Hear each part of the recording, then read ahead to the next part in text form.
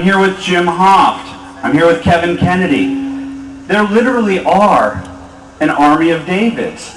It's true.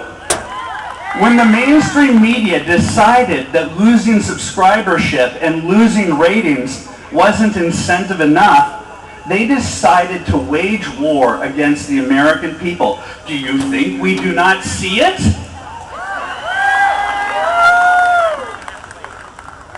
This week started pretty interestingly.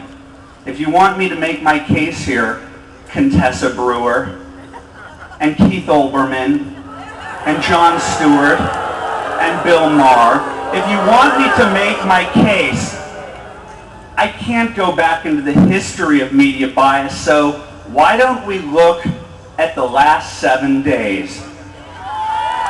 My week started out on a dance floor, checking my BlackBerry, listening to Gloria Gaynor's I Will Survive, and getting an AP News alert, finding out that Van Jones resigned.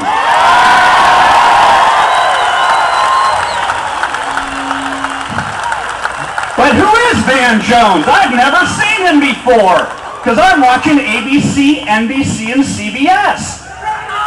How on God's green earth can a scandal end with the resignation of an unaccountable czar who oversees unaccountable billions not make it onto ABC, CBS, or NBC, or the New York Times, or other than to defend him the days after he was unceremoniously left to resign into, I don't even know. What do we know about Van Jones? We know that he was a community organizer who left an elite college, Yale Law School, to become a community organizer. Now, what exactly is community organizing? Before the election, I was told that this is a person who forgoes corporate law in order to go do good deeds in the community. So I don't want to impugn the president's history of community organizing because I don't know anything about it because the media wouldn't tell me about it. But what I do know about Van Jones's community organizing is that he went to Oakland, one of the most impoverished cities in the entire country, and this educated man took advantage of the underclass, just like we saw in Acorn.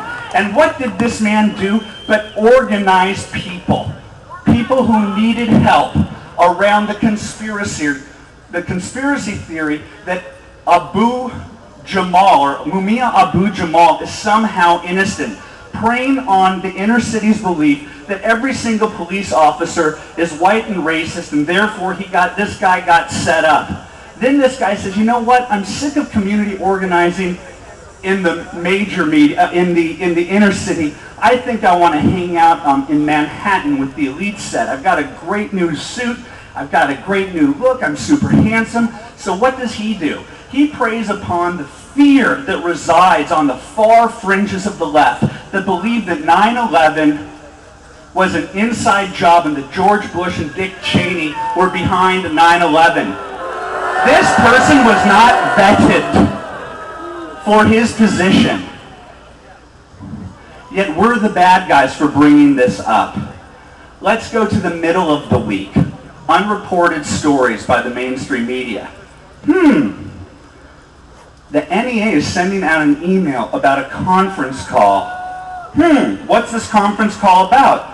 Let's organize some of Obama's very successful artists who helped get him elected with those Hope and Change posters. Let's start getting them to help out. Let's help the NEA. Let's create some posters to help promote his healthcare initiatives. But you don't hear a peep about it.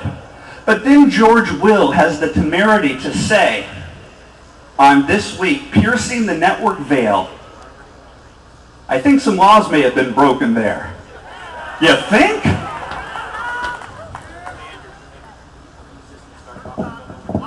Yeah, I will use this one and I will talk louder. No, I won't. You can go right over to the stage there. I'm going to go,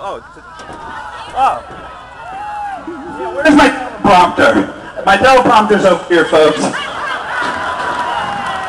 Thank you very much. Thank you very much. Thank you very much, Quincy.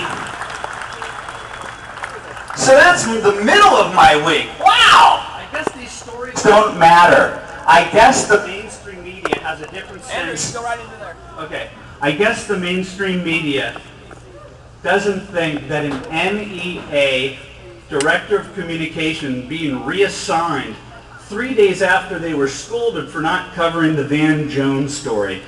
That's 2 spankings of epic proportion, mainstream media, and you weren't there to cover it. And then we move on to Thursday. What happened on Thursday, folks, but the great work of Hannah and James. They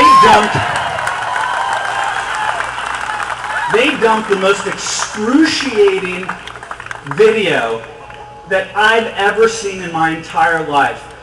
The Baltimore Acorn, in which these 2 actors / independent investigative journalists posited to actually read the book of Saul Alinsky that has so motivated the left for years as they demonize their fellow citizens. And this guy read the book inside and out and said, hey, I wonder if you do their tricks against them, how that would play out.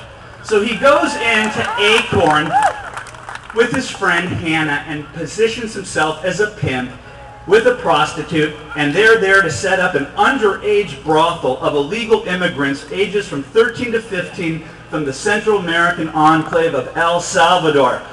Of course they got kicked out. No, they didn't get kicked out. And when that was reported on Fox News and all over the internet, went viral, has been seen by millions upon millions, sending me emails saying, when is the mainstream media going to start covering this? They're never going to start covering it. That's why the era of big media is over. You're the media now.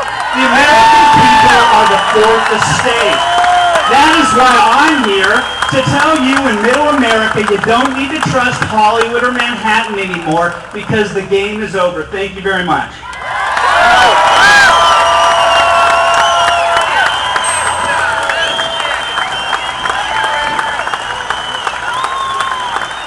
All right, way to go, Andrew Breitbart. He will be back up here a little later on today. He will be back up here. Okay, fine. I'm going to introduce a friend. All right.